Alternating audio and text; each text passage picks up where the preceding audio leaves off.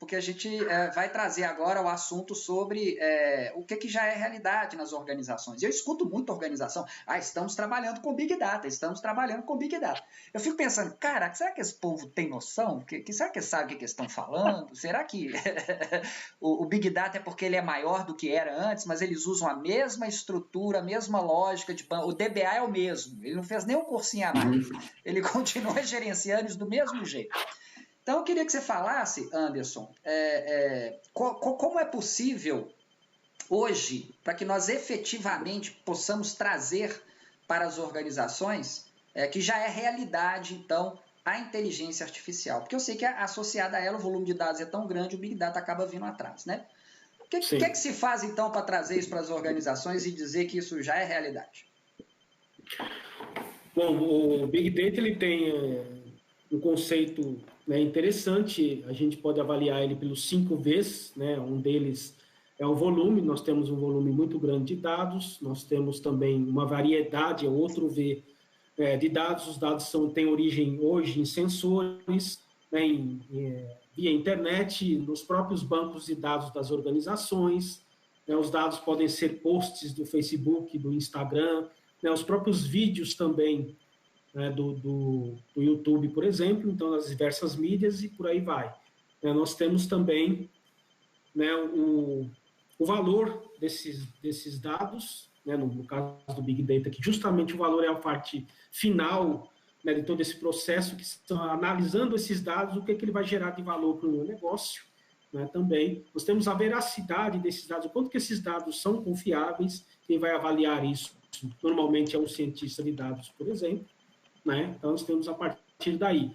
E aí nós vamos para a arquitetura do Big Data, né, que é onde entra o problema que muita gente fala, eu tenho Big Data lá na empresa. A gente costuma falar assim muito basicamente, né, que eu vou partir para o Big Data quando meus dados não couberem em uma máquina mais.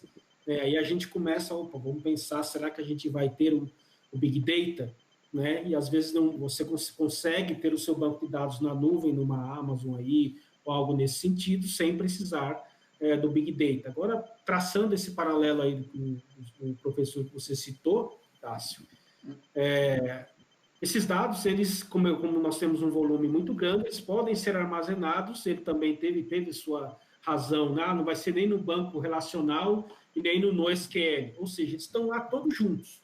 E aí, esses caras, como eles são muito grandes, nós temos um grande volume de dados, né? Por exemplo, a gente pega aí o varejo, ele gera aí em torno, aí, até por hora, mais ou menos, 40 petabytes, né, por hora. Né? Isso, pensando em termos mundiais, são dados da Microsoft, então é muita coisa. O que esse cara vai fazer? Nós vamos colocar isso no que é chamado Data Lake.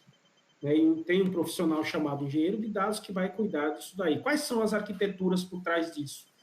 Nessa época, talvez, não lembro quando foi criado o Hadoop, nós temos o Hadoop, que é toda uma estrutura para armazenagem de dados distribuída, inclusive, que isso que a nuvem, né, que a internet nos ajuda nesse sentido. Nós temos o Spark também, que são ferramentas que ajudam muito nesse contexto aí para recuperar esses dados, né, e esses dados recuperados e, de certa forma, são enviados para o cientista de dados, conforme ele necessita, e aí ele faz as análises deles, análise descritiva, limpa os dados, tira coisa que não interessa, e aí ele gera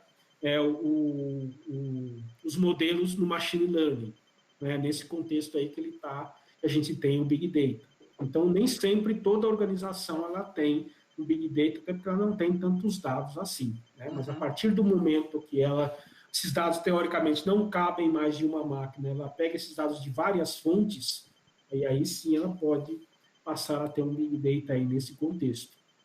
E diante de tudo isso, nós temos dados estruturados, que são aqueles, vamos dizer, tabelados, né? Você tem lá um Excel, coluna e linha certinho, você sabe a estrutura.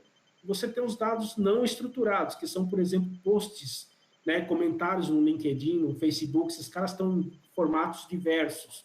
Esse hoje ainda as empresas, que é 80% do negócio, não conseguem trabalhar ainda com tanta fluência assim, ainda é um gargalo aí para se trabalhar com esses caras e tudo, justamente pela falta, né, da sua estrutura, vamos dizer assim, conhecida. Né? Então, 20% ainda se trabalha muito em dados relacionais, né, dados mais estruturados.